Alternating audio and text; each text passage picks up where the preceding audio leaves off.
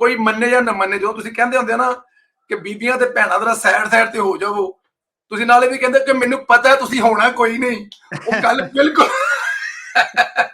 ਉਹ ਗੱਲ ਬਿਲਕੁਲ ਠੀਕ ਹੈ ਕਿ ਉਹ ਅੱਗੇ ਪਿੱਛੇ ਹੁੰਦੇ ਨਹੀਂ ਹੈਗੇ, ਸੁਣਦੇ ਰਹਿੰਦੇ ਨੇ ਤੁਹਾਡੇ ਕਹਿਣ ਦੇ ਬਾਵਜੂਦ। ਬਹੁਤ ਵੱਡੀ ਤੁਹਾਡੀ ਫੈਨ ਫੋਲੋਇੰਗ ਹੈ, ਕੋਈ ਸ਼ੱਕ ਨਹੀਂ। ਅਸੀਂ ਵੀ ਕੋਸ਼ਿਸ਼ ਕਰਾਂਗੇ ਕਿ ਅੱਜ ਤੁਹਾਡੇ ਨਾਲ ਉਸੇ ਜ਼ੁਬਾਨ 'ਚ ਕਰੀਏ ਜਿਹੜੀ ਜ਼ੁਬਾਨ ਤੁਸੀਂ ਪ੍ਰੋਗਰਾਮ ਕਰਦੇ ਹੋ। ਚੱਟਾ ਸਾਹਿਬ, ਸਭ ਤੋਂ ਪਹਿਲੇ ਤੇ ਜ਼ਰਾ ਤੁਸੀਂ ਇਹ ਦੱਸੋ ਕਿ ਪਾਕਿस्तान में आज ईद का आखिरी दिन है, ਤੁਹਾਡੀ ਪ੍ਰਦੇਸ਼ ਵਾਲੀ ਜਿਹੜੀ ਈਦ ਹੈ, ਵੈਸੇ ਤਾਂ ਸਾਡੀ ਸਾਂਝੀ ਹੁੰਦੀ ਸਾਰਿਆਂ ਦੀ, ਲੇਕਿਨ ਮੈਂ ਚਾਹਾਂਗਾ ਤੁਸੀਂ ਦੱਸੋ ਕਿ ਤੁਹਾਡੀ ਈਦ ਪ੍ਰਦੇਸ਼ ਵਿੱਚ ਕਿਵੇਂ ਗੁਜ਼ਰੀ ਹੈ ਜਾਂ ਕਿਵੇਂ ਗੁਜ਼ਰਦੀ ਹੈ ਸਰ? ਜੀ, ਪ੍ਰਦੇਸ਼ ਦੇ ਵਿੱਚ ਸੰਦੇਲਾ ਸਾਹਿਬ ਬਹੁਤ ਸ਼ੁਕਰੀਆ, ਤੁਸੀਂ ਸਾਨੂੰ ਇਨਵਾਈਟ ਕੀਤਾ। ਪ੍ਰਦੇਸ਼ ਦੇ ਵਿੱਚ ਕਿਹੜੀ ਈਦ ਹੁੰਦੀ ਹੈ? ਮੈਂ ਨਹੀਂ ਸਮਝਦਾ ਕਿ ਪ੍ਰਦੇਸੀਆਂ ਦੇ ਵਿਚਾਰਿਆਂ ਦੀ ਕੋਈ ਈਦ ਹੁੰਦੀ ਹੈ। ਈਦ ਤੇ ਹੁੰਦੀ ਹੈ ਰਿਸ਼ਤੇਦਾਰਾਂ ਨਾਲ, ਸੱਜਣਾ ਮਿੱਤਰਾਂ ਦੇ ਨਾਲ, ਘਰ ਗਲੀ ਮੁਹੱਲੇ ਦੇ ਵਿੱਚ, ਵਾਲਦੈਨ ਦੇ ਨਾਲ, ਭੈਣਾਂ ਭਰਾਵਾਂ ਦੇ ਨਾਲ। ਤੇ ਅਸੀਂ ਜਿਹੜੇ ਪ੍ਰਦੇਸੀ ਲੋਕ ਆ, ਇਸ ਤੇ ਵੈਸੇ ਹੀ ਕੰਮ ਕਰ ਕਰਕੇ ਬਿਲਕੁਲ ਸਾਡਾ ਕੱਖ ਨਹੀਂ ਰਹਿ ਚੁੱਕਿਆ ਹੁੰਦਾ। ਤੇ ਕਾਹਦੀਆਂ ਈਦਾਂ ਤੇ ਕਾਹਦੀਆਂ ਸ਼ਬਰਾਤਾਂ ਇੱਥੇ ਇਸ ਤਰ੍ਹਾਂ ਹੀ ਹੈ ਵੀ ਜੇ ਕਿਸੇ ਟਾਈਮ ਤੁਸੀਂ, ਤੁਹਾਡੀ ਜਾਬ ਦਾ ਟਾਈਮ ਇਸ ਤਰ੍ਹਾਂ ਦਾ, ਤੁਸੀਂ ਈਦ ਵਾਲੇ ਵਕਤ ਜਾਬ ਤੇ ਹੋ ਔਰ ਨੌਕਰੀ ਕਰ ਰਹੇ ਹੋ ਔਰ ਜਾਂ ਕਰਕੇ ਆਏ ਹੋ, ਤੇ ਇੱਥੇ ਬੜੇ ਮਸਲੇ ਮਸਾਇਲ ਹੁੰਦੇ ਨੇ। ਤੇ ਫਿਰ ਵੀ ਜਿਹੜੇ ਲੋਕ ਪੜ੍ਹ ਲੈਂਦੇ ਨੇ, ਮਸਜਿਦਾਂ ਦੇ ਵਿੱਚ ਚਲੇ ਜਾਂਦੇ ਨੇ ਤੇ ਉਹ ਇੱਕ ਫਰੀਜ਼ਾ ਆਪਣਾ ਅਦਾ ਕਰ ਲੈਂਦੇ ਨੇ। ਤੇ ਬਾਹਰ ਇੰਝ ਹੀ ਹੈ, ਜੇ ਵਕਤ ਹੋਵੇ ਤੇ ਪੜ੍ਹ ਵੀ ਲਈਦੀ ਹੈ, ਮਨਾ ਵੀ ਲਈਦੀ ਹੈ, ਪੜ੍ਹਨੀ ਵੀ ਚਾਹੀਦੀ ਹੈ। ਤੇ ਕਈਆਂ ਮਿੱਠਿਆਂ ਕੋਲ ਨਹੀਂ ਵਕਤ ਹੁੰਦਾ, ਜਾਬਾਂ ਦੇ ਰੌਲੇ ਨੇ, ਸਾਰੇ ਮਸਲੇ ਮਸਾਇਲ ਨੇ। ਤੇ ਇਸ ਵਾਸਤੇ ਪ੍ਰਦੇਸੀਆਂ ਦੀ ਕੋਈ ਈਦ ਨਹੀਂ ਜੀ ਹੁੰਦੀ ਸੰਦੇਲਾ ਸਾਹਿਬ। ਪ੍ਰਦੇਸੀਆਂ ਦੀ ਕੋਈ ਈਦ ਨਹੀਂ ਹੁੰਦੀ, ਬਿਲਕੁਲ ਠੀਕ ਕਹਿ ਰਹੇ ਹੋ ਚੱਠਾ ਸਾਹਿਬ, ਮੈਂ ਤੁਹਾਡਾ ਇਤਫਾਕ ਕਰਨਾ। ਚੱਠਾ ਸਾਹਿਬ, ਤੁਹਾਨੂੰ ਤੇ ਸਾਰੇ ਮਿੱਠਿਆਂ ਤੇ ਮਿੱਠੀਆਂ ਦਾ ਪਤਾ ਨੇ, ਕੌਣ ਕਿੱਥੇ ਦੇ ਨੇ, ਕਿੱਥੇ ਰਹਿੰਦੇ ਨੇ, ਕੀ ਕਰਦੇ ਨੇ, ਲੇਕਿਨ ਬਹੁਤ ਸਾਰੇ ਮਿੱਠਿਆਂ ਦਾ ਸਵਾਲ ਹੈ ਕਿ ਤੁਸੀਂ ਕਿੱਥੋਂ ਦੇ ਹੋ? ਪਾਕਿਸਤਾਨ ਕਿੱਥੋਂ ਨਾਲ ਤਲਕ ਹੈ? ਕਿਹੜੇ ਮੁਲਕ ਤੁਸੀਂ? ਬੈਰੂਨੇ ਮੁਲਕ ਸਾਰਿਆਂ ਨੂੰ ਪਤਾ, ਤੁਸੀਂ ਆਇਰਲੈਂਡ ਹੋ, ਕਦੋਂ ਤੋਂ ਇੱਥੇ ਹੋ? ਕੁਝ ਆਪਣੇ ਬਾਰੇ ਦੱਸੋਗੇ ਸਰ ਪਲੀਜ਼? ਜੀ ਜੀ ਬਿਲਕੁਲ, ਮੇਰਾ ਤਲਕ ਜਿਹੜਾ ਜ਼ਿਲ੍ਹਾ ਹਾਫਜ਼ਾਬਾਦ ਦੇ ਨਾਲ ਹੈ ਤੇ ਮੈਂ ਲਾਹੌਰ FC ਕਾਲਜ ਤੋਂ ਪੜ੍ਹਿਆ, ਮੈਂ ਉੱਥੋਂ ਗ੍ਰੈਜੂਏਟ ਹਾਂ ਅਲਹਮਦੁਲਿਲਾ। ਤੇ ਉਸ ਤੋਂ ਬਾਅਦ ਮੈਂ ਲਾ ਕਰਨ ਦੀ ਵੀ ਕੋਸ਼ਿਸ਼ ਕੀਤੀ ਔਰ 2 ਕੁ ਸਾਲ ਉਹਦੇ 'ਚ ਵੀ ਭੰਨੇ। ਤੇ ਉਸ ਤੋਂ ਬਾਅਦ ਅਸੀਂ 2000 ਦੇ ਵਿੱਚ ਆਲਾ ਤਾਲੀਮ ਹਾਸਲ ਕਰਨ ਵਾਸਤੇ ਆਇਰਲੈਂਡ ਦੇ ਵਿੱਚ ਆ ਗਏ। ਤੇ ਉਹ ਫਿਰ ਹੁਣ ਤੁਹਾਡੇ ਸਾਹਮਣੇ ਹੀ ਹੈ ਕਿ ਅਸੀਂ ਕਿੰਨੀ ਕੁ ਆਲਾ ਤਾਲੀਮ ਹਾਸਲ ਕੀਤੀ ਹੈ। ਤੁਸੀਂ ਰੋਜ਼ ਹੀ ਵਹਿੰਦੇ ਹੋ ਔਰ ਸੁਣਦੇ ਵੀ ਹੋ ਔਰ ਮੁਹੱਬਤ ਵੀ ਕਰਦੇ ਹੋ ਔਰ ਨਿੱਕੇ ਨਿੱਕੇ ਟੋਟੇ ਬਣਾ ਕੇ ਸਾਡੀ ਤਾਲੀਮ ਦੇ ਅੱਗੇ ਵੀ ਸ਼ੇਅਰ ਕਰਦੇ ਹੋ। ਤੇ ਇੰਨੀ ਕੁ ਸਾਰੀ ਕਹਾਣੀ ਹੈ। ਇੰਨੀ ਕੁ ਸਾਰੀ ਕਹਾਣੀ ਹੈ। ਤੁਹਾਡੇ ਟੋਟੇ ਜਿਹੜੇ ਨਾ ਸਰ, ਉਹ ਤੁਹਾਡੇ ਟੋਟੇ ਸਹੀ ਟੋਟਿਆਂ ਨਾਲੋਂ ਵੀ ਜ਼ਿਆਦਾ ਜਿਹੜੇ ਨਾ, ਉਹ ਮਤਲਬ ਕਾਂਡ ਦਾ ਕੰਮ ਕਰਦੇ ਨੇ। ਲੋਕਾਂ ਨੂੰ ਬਕਾਇਦਾ ਡਰਾਇਆ ਜਾਂਦਾ ਹੈ, ਦੱਸਿਆ ਜਾਂਦਾ ਹੈ ਕਿ ਤੁਸੀਂ ਅਗਰ ਇਨਸਾਨ ਨਾ ਬਣੇ ਨਾ, ਤੇ ਚੱਠਾ ਸਾਹਿਬ ਬਿਲਕੁਲ ਹੱਥ 'ਚ ਕੁਹਾੜੀ ਲੈ ਕੇ ਬੈਠੇ ਨੇ। ਚੱਠਾ ਸਾਹਿਬ, ਕਿਵੇਂ ਖਿਆਲ ਆਇਆ ਤੁਹਾਨੂੰ ਇਹ ਸੋਸ਼ਲ ਮੀਡੀਆ ਵਾਲੇ ਪਾਸੇ ਆਉਣ ਦਾ, YouTube ਚੈਨਲ ਬਣਾਉਣ ਦਾ? ਕਿਸ ਤਰ੍ਹਾਂ ਇਹ ਮਤਲਬ ਕਿ ਇਹ ਕਹਾਣੀ ਕਿੱਥੋਂ ਸ਼ੁਰੂ ਹੋਈ ਸਰ? ਜੀ, ਇਹਦੇ 'ਚ ਇਹ ਪ੍ਰਵੇਸ਼ ਸੰਦੇਲਾ ਸਾਹਿਬ ਕਿ ਮੈਂ ਅਸਲ ਦੇ ਵਿੱਚ ਮੇਰਾ ਇੱਥੇ ਅਖਬਾਰ ਚੱਲਦਾ ਸੀ ਆਇਰਲੈਂਡ ਦੇ ਵਿੱਚ 2006 ਤੋਂ ਜੀ, ਹਮਵਤਨ ਮੀਡੀਆ ਦੇ ਨਾਂ ਤੇ। ਮੇਰੇ ਖਿਆਲ ਨਾਲ ਤੁਹਾਨੂੰ ਵੀ ਪਤਾ ਇਸ ਚੀਜ਼ ਦਾ। ਜੀ ਜੀ ਜੀ ਜੀ ਬਿਲਕੁਲ ਪਤਾ ਸਰ। 2006 ਤੋਂ ਚੱਲਦਾ ਸੀ ਔਰ ਉਹ ਜ਼ਿਆਦਾਤਰ ਕੈਪੀਟਲ ਦੇ ਵਿੱਚ ਔਰ ਨਾਲ ਜਿਹੜੇ ਕੋਈ ਛੋਟੇ ਮੋਟੇ ਸ਼ਹਿਰ ਨੇ ਉਹਨਾਂ ਤੱਕ ਹੀ ਉਹ ਪ੍ਰਿੰਟ ਦੇ ਵਿੱਚ ਅਸੀਂ ਉਹ ਹਰ ਮਹੀਨੇ ਦੇ ਕੇ ਲੋਕਾਂ ਦੀਆਂ ਦੁਕਾਨਾਂ ਤੇ ਰੱਖ ਕੇ ਆਉਂਦੇ ਸੀ ਕਿ ਚਲੋ ਖਬਰ ਲੋਕੀ ਇੱਥੇ ਪੜ੍ਹ ਲੈਣ। ਤੇ ਉਹ ਲਿਖਣ ਦਾ ਵੀ ਸਾਨੂੰ ਸ਼ੌਕ ਹੈ, ਪੜ੍ਹਨ ਦਾ ਵੀ ਸ਼ੌਕ ਹੈ, ਸਾਰਾ ਕੁਛ ਹੈ। ਉਸ ਤੋਂ ਬਾਅਦ ਜਦੋਂ ਸੋਸ਼ਲ ਮੀਡੀਆ ਸ਼ੁਰੂ ਹੁੰਦਾ ਤੇ ਤੁਸੀਂ ਪਹਿਲੇ ਆਦਮੀ ਹੋ ਸਾਡੇ ਦੋਸਤ ਯਾਰਾਂ ਦੇ ਵਿੱਚੋਂ ਜਿਨ੍ਹਾਂ ਨੇ ਇਹ ਸ਼ੁਰੂ ਕੀਤਾ ਮਾਸ਼ਾਅੱਲਾ। ਔਰ ਅਸੀਂ ਪੂਰਾ 1 ਸਾਲ ਤੁਹਾਨੂੰ ਵਹਿੰਦੇ ਵੀ ਰਿਹਾ। ਤੇ ਉਸ ਤੋਂ ਬਾਅਦ ਅੱਗੋਂ ਫਿਰ ਕਰੋਨਾ ਵਾਇਰਸ ਆ ਗਿਆ ਔਰ ਸਾਨੂੰ ਅਖਬਾਰ ਜਿਹੜਾ ਉਹ ਬੰਦ ਕਰਨਾ ਪੈ ਗਿਆ ਕਰੋਨਾ ਵਾਇਰਸ ਦੀ ਵਜ੍ਹਾ ਤੋਂ, ਕਿਉਂਕਿ ਹਰ ਚੀਜ਼ ਬੰਦ ਹੋ ਗਈ। ਤੇ ਉਹਦੇ ਵਿੱਚ ਫਿਰ ਮੈਂ ਸੋਚਿਆ ਕਿ ਕੁਛ ਨਾ ਕੁਛ ਕਰਨਾ ਚਾਹੀਦਾ ਹੈ, ਕਿਉਂਕਿ ਹਾਲਾਤ ਪਾਕਿਸਤਾਨ ਦੇ ਜਿਸ ਤਰ੍ਹਾਂ, ਕੋਈ ਮੀਡੀਆ ਨਹੀਂ, ਕੋਈ ਬੋਲ ਨਹੀਂ ਸਕਦਾ, ਕੋਈ ਇਹ ਸੰਦੇਲਾ ਸਾਹਿਬ ਇਕੱਲੇ ਜਿਹੜੇ ਨੇ ਉਹ ਵਿਚਾਰੇ ਲੱਗੇ ਨੇ, ਕਦੀ ਇਸਾਕਡਾਰ ਸਾਹਿਬ ਦੇ ਨਾਲ ਕਰ ਰਹੇ ਨੇ, ਕਦੀ ਰਿਹਾਮ ਖਾਨ ਦੇ ਨਾਲ, ਕਦੀ ਹੋਰ ਦੋਸਤਾਂ ਨੂੰ ਬੁਲਾ ਕੇ। ਤੇ ਇਹ ਪਾਕਿਸਤਾਨ ਦੇ ਵਿੱਚ ਜੋ ਜ਼ੁਲਮ ਔਰ ਜ਼ਿਆਦਤੀ ਹੋ ਰਹੀ ਹੈ, ਇਹ ਅਸੀਂ ਤੁਹਾਡੇ ਕੋਲੋਂ ਸਿੱਖਿਆ ਔਰ ਅਸੀਂ ਤੁਹਾਡੇ ਕੋਲੋਂ ਕੰਮ ਵੀ ਸਿੱਖਦੇ ਰਹੇ ਹਾਂ, ਤੁਹਾਨੂੰ ਮੈਸੇਜ ਵੀ ਕਰਦੇ ਰਹੇ ਹਾਂ ਕਿ ਭਾਈ ਕਿਵੇਂ ਕਰਨਾ ਅੱਗੋਂ। ਤੇ ਇਹ ਸਰ ਬਿਲਕੁਲ ਇਹ ਤੁਸੀਂ ਸਾਡੇ ਉਸਤਾਦ ਵੀ ਹੋ। ਤੇ ਇਹ ਕਰੋਨਾ ਦੇ ਦਿਨਾਂ ਦੇ ਵਿੱਚ ਹੀ ਅਸੀਂ ਸ਼ੁਰੂ ਕੀਤਾ ਔਰ ਪੰਜਾਬੀ ਦੇ ਵਿੱਚ ਅਸੀਂ ਸੋਚਿਆ ਇਹਨੂੰ ਕਿ ਅਸੀਂ ਇਹਨੂੰ ਪੰਜਾਬੀ 'ਚ ਕਰਨਾ ਹੈ, ਕਿਉਂਕਿ ਕੋਈ ਐਸਾ ਟਾਕ ਸ਼ੋ ਨਹੀਂ ਜਿਹੜਾ ਪੰਜਾਬੀ 'ਚ ਹੋ ਰਿਹਾ ਹੈ। ਔਰ ਜੋ ਮੇਰਾ ਨੁਕਤਾ ਨਜ਼ਰ ਸੀ ਪੰਜਾਬੀ ਦੇ ਵਿੱਚ ਪ੍ਰੋਗਰਾਮ ਕਰਨ ਦਾ, ਉਹ ਇਹ ਸੀ ਕਿ ਜ਼ਿਆਦਤੀ ਪੰਜਾਬ ਨਾਲ ਹੋਈ ਹੈ। ਪੰਜਾਬ ਦਾ ਵੋਟ ਕਟਿਆ ਗਿਆ, ਵੱਢਿਆ ਗਿਆ, ਪੰਜਾਬ ਤੇ ਜ਼ਿਆਦਤੀਆਂ ਹੋ ਰਹੀਆਂ ਨੇ, ਪੰਜਾਬ ਦਾ ਜਿਹੜਾ ਇੱਕ ਸਪੀਡ ਸੀ, ਇੱਕ ਖੂਬਸੂਰਤੀ ਸੀ, ਉਹਨੂੰ ਖਤਮ ਕੀਤਾ ਗਿਆ। ਪੰਜਾਬ ਨੂੰ ਖੰਡਰ ਬਣਾਉਣ ਦੀ ਕੋਸ਼ਿਸ਼ ਕੀਤੀ ਗਈ ਔਰ ਮੁਸਲਿਮ ਲੀਗ ਨੂਨ ਦਾ ਵੋਟ ਜਿਹੜਾ ਉਹ ਸੀਟਾਂ ਜਿਹੜੀਆਂ ਨੇ ਕੱਟ ਵੱਢ ਕੇ ਤੇ ਇਹਨਾਂ ਨੇ ਪੰਜਾਬ ਨਾਲ ਜ਼ਿਆਦਤੀ ਕੀਤੀ ਔਰ ਪੰਜਾਬ ਨਾਲ ਜ਼ਿਆਦਤੀ ਕਰਨਾ ਹੀ ਮੁਲਕ ਨਾਲ ਜ਼ਿਆਦਤੀ ਸੀ। ਠੀਕ ਹੈ ਨਾ ਜੀ, ਤੁਹਾਡੇ ਸਾਹਮਣੇ ਆ ਕਿਸ ਤਰ੍ਹਾਂ 4-4 5-5 ਦਿਨ ਰਿਜ਼ਲਟ ਨਹੀਂ ਸੀ ਆਏ ਉਦੋਂ 2018 ਦੇ ਵਿੱਚ। ਅਸੀਂ ਫਿਰ ਸੋਚਿਆ ਕਿ ਪੰਜਾਬੀ ਦੇ ਵਿੱਚ ਕਰੀਏ, ਇੱਕ ਤਾਂ ਨਵੀਂ ਚੀਜ਼ ਹੈ ਔਰ 15-16 ਸਾਲ ਤੋਂ ਅਸੀਂ ਲਿਖ ਵੀ ਰਹੇ ਹਾਂ ਔਰ ਸਾਡੇ ਕੋਲ ਚਲੋ ਕੁਛ ਜੁਗਤ ਪਾਣੀ ਵੀ ਹੈ, ਅਲਫਾਜ਼ ਵੀ ਨੇ, ਕੁਛ 4 ਖਬਰਾਂ ਵੀ ਆ ਜਾਣਗੀਆਂ ਤੇ ਇਹ ਹਿਸਾਬ ਕਿਤਾਬ ਕਰਕੇ ਤੇ ਅਸੀਂ ਇਹ ਸ਼ੁਰੂ ਕੀਤਾ ਤੇ ਉਹ ਅੱਲਾ ਦੀ ਮਿਹਰਬਾਨੀ ਹੈ, ਲੋਕ ਸੁਣਦੇ ਨੇ, ਵਹਿੰਦੇ ਨੇ, ਪਿਆਰ ਕਰਦੇ ਨੇ, ਮੁਹੱਬਤ ਕਰਦੇ ਨੇ। ਲੇਕਿਨ ਤੁਸੀਂ ਪਹਿਲੇ ਆਦਮੀ ਸੀ ਜਿਨ੍ਹਾਂ ਨੇ ਇਹ ਕਾਰੇ ਖੈਰ ਸ਼ੁਰੂ ਕੀਤਾ ਸੀ ਔਰ ਅਸੀਂ ਤੁਹਾਨੂੰ ਵੇਖ ਕੇ ਤੇ ਅਸੀਂ ਸੋਸ਼ਲ ਮੀਡੀਆ ਦੇ ਵਿੱਚ ਆਏ ਸਾਂ। ਜੀ sir thank you very much ਤੁਹਾਡੇ ਏਡੇ ਪਿਆਰ ਔਰ ਮੁਹੱਬਤ ਦਾ, ਇਹਦੇ 'ਚ ਕੋਈ ਸ਼ੱਕ ਨਹੀਂ। ਅਸੀਂ ਵੀ ਇਸੇ ਵਾਸਤੇ ਆਏ ਸਾਂ, ਬਿਲਕੁਲ ਸਾਡਾ ਵੀ ਸਵਾਏ ਇਸ ਗੱਲ ਤੋਂ ਕਿ ਮਰੀਮ ਨਵਾਜ਼ ਤੇ ਨਵਾਜ਼ ਸ਼ਰੀਫ ਦੀ ਆਵਾਜ਼ ਕਿਧਰੇ ਸੁਣਾਈ ਨਹੀਂ ਦਿੰਦੀ ਸੀ। ਅਸੀਂ ਟਵਿੱਟਰ ਤੇ ਜਿੰਨਾ ਜ਼ੋਰ ਲਾਉਂਦੇ ਸੀ, ਜੋ ਕਿਹਾ ਤੇ ਸਾਡੇ ਜ਼ਿਹਨ 'ਚ ਵੀ ਇਹੀ ਖਿਆਲ ਆਇਆ ਸੀ ਕਿ ਕਿਉਂ ਨਾ ਕੁਝ ਐਸੀ ਚੀਜ਼ ਕੀਤੀ ਜਾਵੇ ਜਿਹਦੇ ਤੱਕ ਸਾਡੇ ਕਾਇਦੀਨ ਦੀ ਆਵਾਜ਼ ਮਤਲਬ ਪਹਿਚਾਈ ਜਾਵੇ। ਬਾਅਦ ਦੇ ਵਿੱਚ ਰਿਹਾਮ ਖਾਨ, ਇਸਾਕ ਡਾਰ ਸਾਹਿਬ, ਮੁਸ਼ਾਹਿਦੁੱਲਾ ਖਾਨ ਸਾਹਿਬ ਤੋਂ ਲੈ ਕੇ ਬਹੁਤ ਸਾਰੇ ਐਸੇ ਦੋਸਤ, ਡਾਕਟਰ ਦਾਨਿਸ਼ ਦਾ ਨਾਂ ਲਿਆ ਜਾਵੇ ਤਾਂ ਬੜੀ ਜ਼ਿਆਦਤੀ ਹੋਏਗੀ, ਜਿਨ੍ਹਾਂ ਨੇ ਬੜਾ ਬਿਲਕੁਲ ਡਾਕਟਰ ਦਾਨਿਸ਼ ਸਾਹਿਬ ਮਾਸ਼ਾਅੱਲਾ, ਯਸ ਜੀ, ਜਿਨ੍ਹਾਂ ਦਾ ਨਾਂ ਲਿਆ ਜਾਵੇ। ਇਸ ਤਰ੍ਹਾਂ ਬਹੁਤ ਸਾਰੇ ਦੂਸਰੇ ਜਿਨ੍ਹਾਂ ਦਾ ਨਾਂ ਲਿਆ ਜਾਵੇ ਤਾਂ ਬੜੀ ਜ਼ਿਆਦਤੀ ਹੋਏਗੀ। ਬਲਕਿ ਜਿਹਨੂੰ ਵੀ ਕਿਹਾ, ਜਿੰਨੇ ਵੀ ਮਤਲਬ ਕਿਉਂਕਿ ਉਦੋਂ ਆਵਾਜ਼ ਹੈ ਨਹੀਂ ਸੀ, ਬਲਕਿ ਸਾਡੇ ਜਿਹੜੇ ਵੱਡੇ ਵੱਡੇ ਲੀਡਰ ਸਨ ਉਹਨਾਂ ਨੂੰ ਵੀ ਟੀਵੀ ਤੇ ਜਗ੍ਹਾ ਨਹੀਂ ਸੀ ਮਿਲਦੀ ਜਾਂ ਉਹਨਾਂ ਨੂੰ ਸਟਾਰਟ ਨਹੀਂ ਸੀ ਮਿਲਦਾ। ਜ਼ਾਹਿਰ ਹੈ ਤੁਹਾਨੂੰ ਪਤਾ ਉਦੋਂ ਵੱਡੇ ਘਰੋਂ ਹੁਕਮ ਸੀ ਕਿ ਨਜ਼ਰ ਕੋਈ ਨਾ ਆਵੇ ਇਹਦੇ ਚੋਂ ਕਿਸੇ ਕਿਸਮ ਦਾ ਬੰਦਾ, ਤੇ ਉਹ ਸਾਰਾ ਦੇਖੋ ਨਾ, ਸੌਰੀ ਟੂ ਕੱਟ ਯੂ ਆਫ, ਦੇਖੋ ਨਾ ਇਸਾਕ ਡਾਰ ਸਾਹਿਬ ਸਾਡੇ ਪਿਆਰੇ ਮਿੱਠੇ, ਉਹਨਾਂ ਤੇ ਪਾਬੰਦੀ ਸੀ ਕਿ ਨਹੀਂ ਇੰਟਰਵਿਊ ਦੇ ਸਕਦੇ ਕਿਸੇ ਟੀਵੀ ਨੂੰ ਔਰ ਤੁਸੀਂ ਹਰ ਹਫਤੇ ਉਹਨਾਂ ਨੂੰ ਲੈ ਕੇ ਆਉਂਦੇ ਸੀ ਔਰ ਅਸੀਂ ਬੜਾ ਕੁਝ ਸਿੱਖਦੇ ਸੀ ਔਰ ਬੜਾ ਅਸੀਂ ਕਰਦੇ ਸੀ ਕਿ ਯਾਰ ਚਲੋ ਕਿਧਰੇ ਨਾ ਕਿਧਰੇ ਆਵਾਜ਼ ਉੱਠ ਰਹੀ ਹੈ, ਕਿਧਰੇ ਨਾ ਕਿਧਰੇ ਮੈਸੇਜ ਪਹੁੰਚ ਰਿਹਾ। ਔਰ ਮੈਂ ਸਮਝਣਾ ਕਿ ਉਸ ਵਕਤ ਦੇ ਵਿੱਚ ਸਾਰੀ ਗੱਲ ਹੈ, ਤੁਸੀਂ ਪ੍ਰੋਗਰਾਮ ਕਰਦੇ ਸੀ ਤੇ ਤੁਹਾਨੂੰ ਵੀ ਤੇ ਕੋਈ ਨਾ ਕੋਈ ਮੈਸੇਜ ਆਉਂਦਾ ਹੀ ਹੋਏਗਾ ਨਾ, ਇਹ ਬੰਦ ਕਰ ਦੇ, ਇਹ ਕਰ ਦੇ, ਉਹ ਕਰ ਦੇ, ਫਲਾਂ ਕਰ ਦੇ, ਇਹ ਕਰ ਦੇਾਂਗੇ, ਇਹ ਆਂਦਾ ਹੋਏਗਾ। ਮੈਨੂੰ ਲਾਜ਼ਮੀ ਪਤਾ ਹੈ ਕਿਉਂਕਿ ਮੈਨੂੰ ਪਤਾ ਹੈ ਨਾ ਮੈਂ ਕੀ ਭੁਗਤਣਾ ਰੋਜ਼। ਠੀਕ ਹੈ ਨਾ ਜੀ, ਐਸੇ ਤਾਂ ਨਹੀਂ ਹੈ ਸਰ। ਖਾਲੀ ਇੱਕ ਤੇ ਮੈਸੇਜ ਆਇਆ ਸੀ, ਨਾਲ ਕਿਹਾ ਜਾਂਦਾ ਸਾਨੂੰ ਤੁਹਾਡੇ ਘਰ ਦੇ ਕਿੱਥੇ ਰਹਿੰਦੇ ਨੇ, ਤੁਹਾਡਾ ਭਰਾ ਕੀ ਕੰਮ ਕਰਦਾ, ਸਾਨੂੰ ਸਾਰਾ ਪਤਾ ਹੈ। ਠੀਕ ਹੈ ਜੀ, ਭਰਾ ਕਰਦਾ ਤੁਹਾਨੂੰ ਪਤਾ ਤੇ ਮਿਹਰਬਾਨੀ, ਲੇਕਿਨ ਅਸੀਂ ਤੇ ਹੁਣ ਜੋ ਕਰ ਰਹੇ ਹਾਂ ਉਹ ਕਰਾਂਗੇ, ਇੱਥੇ ਤੋਂ ਪਿੱਛੇ ਹਟਣ ਦੀ ਗੱਲ ਕੋਈ ਨਹੀਂ। मैं सुनने वाले को ये दस दिया, सुनने वालों को ये बता दूं, सियासी डेरा और सोशल मीडिया टॉक शो दोनों के चैनल जो है इस वक्त अली साहब ने सियासी डेरे का जो यूट्यूब का लिंक है वो भी हमारे पिन कर दिया है। वहां पे जाके जो दोस्त नहीं उन्होंने अभी सब्सक्राइब किया, दोनों चैनलों को सब्सक्राइब कर दें, बेल आइकन प्रेस कर दें ताकि चट्टा साहब जब अपना प्रोग्राम अपलोड करें तो आप तक पहुंचे और हमारा प्रोग्राम। तो ये जरा प्लीज कर लीजिएगा।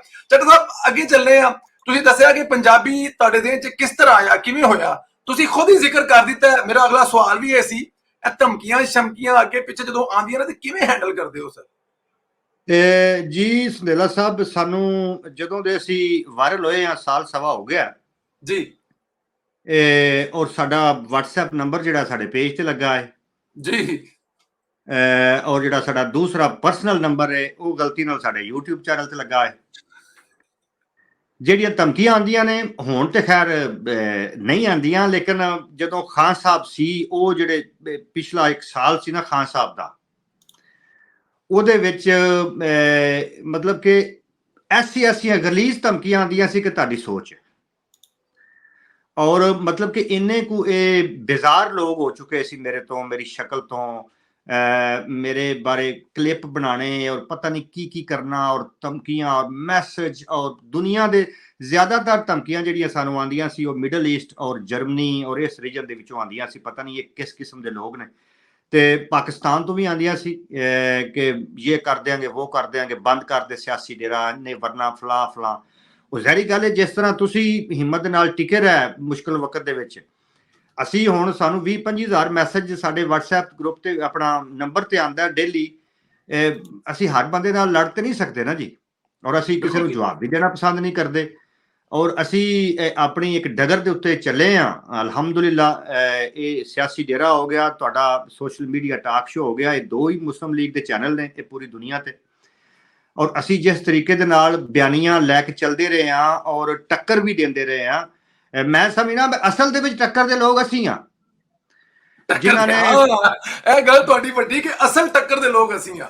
ਸੰਦੇਲਾ ਸਾਹਿਬ ਯਕੀਨ ਕਰੋ, ਅਸਲ ਦੇ ਵਿੱਚ ਟੱਕਰ ਦੇ ਲੋਕ ਅਸੀਂ ਹਾਂ, ਦੋਨੋਂ ਜਿਨ੍ਹਾਂ ਨੇ ਫਰੰਟ ਲਾਈਨ ਦੇ ਵਿੱਚ ਆ ਕੇ ਲਲਕਾਰਿਆ ਵਕਤ ਦੇ ਫਿਰੌਨ ਨੂੰ, ਔਰ ਲਲਕਾਰ ਕੇ ਉਹਨੂੰ ਬੇਨਕਾਬ ਕੀਤਾ, ਉਹਦੀ ਕਰਪਸ਼ਨ, ਉਹਦੀ 2 ਨੰਬਰੀ, ਉਹਦੇ ਸਕੈਂਡਲ, ਉਹਦੇ ਮੁੰਡੇ ਕੁੜੀਆਂ ਖੁਸਰੇ, ਸਾਰਾ ਕੁਝ ਅਸੀਂ ਬੇਨਕਾਬ ਕਰਕੇ ਰੱਖਿਆ। ਅਸਲ ਦੇ ਵਿੱਚ ਟੱਕਰ ਦੇ ਲੋਕ ਅਸੀਂ ਆ, ਔਰ ਫਿਰ ਵੀ ਅਸੀਂ ਕਿਸੇ ਨਾ ਧਮਕੀ ਨੂੰ ਖਾਤਰ ਚ ਲਾਇਆ, ਨਾ ਕਿਸੇ ਬੜੇ ਬੜੇ ਗਲੀਜ਼ ਲੋਕ ਸਾਡੇ ਖਿਲਾਫ ਪ੍ਰਾਪੋਗੰਡੇ ਕਰਦੇ ਨੇ ਪਤਾ ਨਹੀਂ ਕਿੱਥੇ ਕਿੱਥੇ, ਲੇਕਿਨ ਅਸੀਂ ਆਪਣੀ ਲਾਈਨ ਦੇ ਉੱਤੇ ਚੱਲਦੇ ਰਹੇ ਹਾਂ, ਕਿਉਂਕਿ ਸਾਨੂੰ ਪਤਾ ਸੀ ਕਿ ਜੇ ਅਸੀਂ ਗਲੀ ਦੇ ਹਰ ਕੁੱਤੇ ਨੂੰ ਵੱਟਾ ਮਾਰਨਾ ਸ਼ੁਰੂ ਕਰ ਦਈਏ ਤੇ ਅਸੀਂ ਆਪਣਾ ਮਕਸਦ ਕਿੱਥੋਂ ਪਾਵਾਂਗੇ।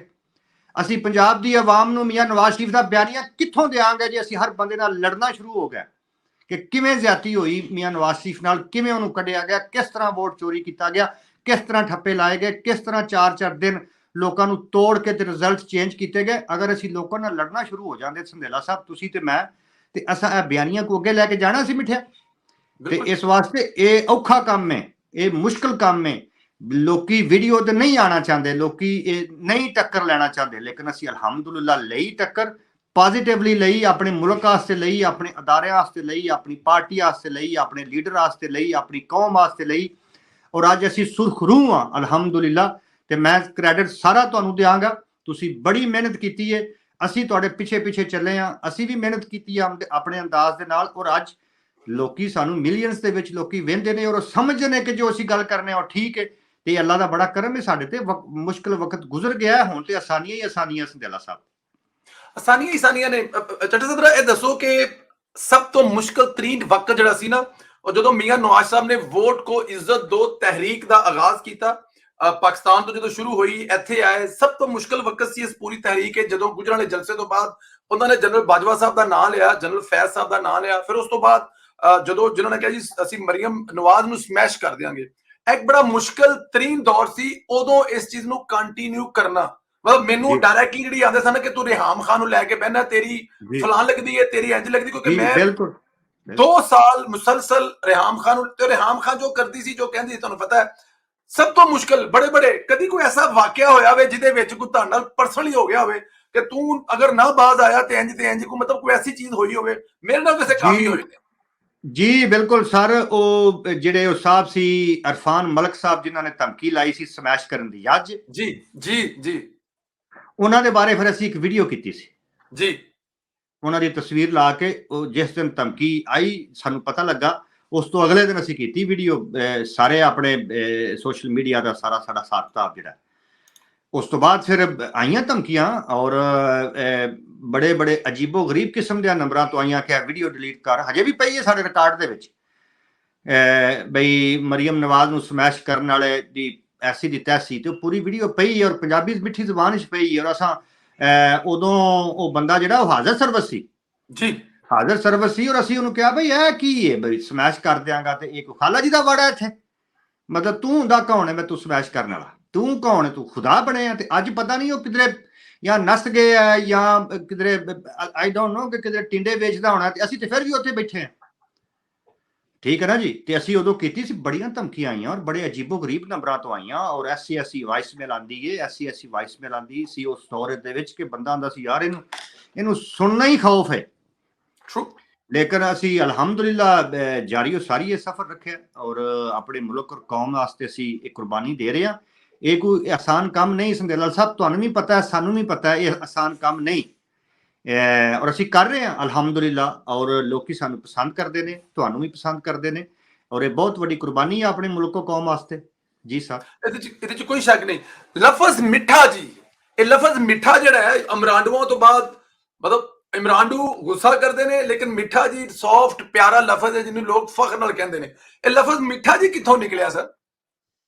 ਜੀ ਬਿਲਕੁਲ ਸੰਧੇਲਾ ਸਾਹਿਬ, ਇਹ ਬਹੁਤ ਅੱਛਾ ਸਵਾਲ ਹੈ। ਇਹ ਬੜੇ ਦੋਸਤ ਪੁੱਛਦੇ ਨੇ। ਅਸਲ ਦੇ ਵਿੱਚ ਮੈਂ ਕੋਈ ਐਸਾ ਲਫ਼ਜ਼ ਢੂੰਡ ਰਿਹਾ ਸੀ ਕਿ ਜਿੱਥੋਂ ਮੈਂ ਆਗਾਜ਼ ਕਰਾਂ ਔਰ ਉਹਦੇ 'ਚ ਮਿਠਾਸ ਵੀ ਹੋਏ, ਔਰ ਉਹ ਫਿਰ ਲੋਕੀ ਇੱਕ ਦੂਜੇ ਨੂੰ ਕਹਿਣਾ ਵੀ ਸ਼ੁਰੂ ਕਰਨ, ਔਰ ਕਿਸੇ ਨੂੰ ਕੋਈ ਮਸਲਾ ਵੀ ਨਾ ਬਣੇ, ਇੱਕ ਪਿਆਰ ਹੋਵੇ, ਇੱਕ ਮੁਹੱਬਤ ਹੋਵੇ, ਇੱਕ ਉਹਦੇ 'ਚ ਐਸੀ ਮਿਠਾਸ ਹੋਣੀ ਚਾਹੀਦੀ ਹੈ।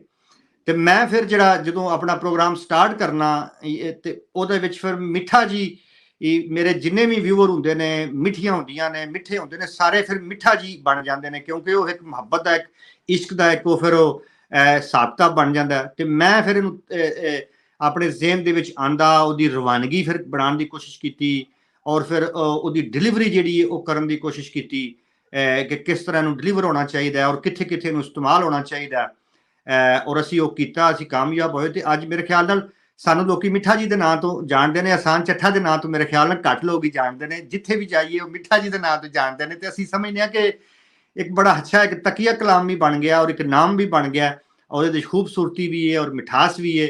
ਤੇ ਜਿਵੇਂ ਉਹ ਮਾਵਾਂ ਘਰ ਦੇ ਵਿੱਚ ਨਿੱਕੀਆਂ ਬਾਲਣ ਨਹੀਂ ਆਉਂਦੀ ਵੀ ਮੇਰੇ ਮਿੱਠਿਆ ਇੱਧਰ ਆਏ ਨਾ ਜ਼ਰਾ, ਤੇ ਇਸ ਤਰ੍ਹਾਂ ਕਰਕੇ ਅਸੀਂ ਵੀ ਆਪਣੇ ਮਿੱਠਿਆਂ ਨੂੰ ਇੰਝ ਹੀ ਆਪਣੇ ਸਾਹਮਣੇ ਲੈ ਕੇ ਆਨੇ ਆ ਕਿ ਮਿੱਠਾ ਜੀ ਕੀ ਤੁਹਾਡਾ ਹਾਲ ਚਾਲ। ਤੇ ਹੁਣ ਅਸੀਂ ਤੁਹਾਨੂੰ ਪੁੱਛ ਰਹੇ ਹਾਂ ਕਿ ਮਿੱਠਾ ਜੀ ਠੀਕ ਹੈ ਨਾ?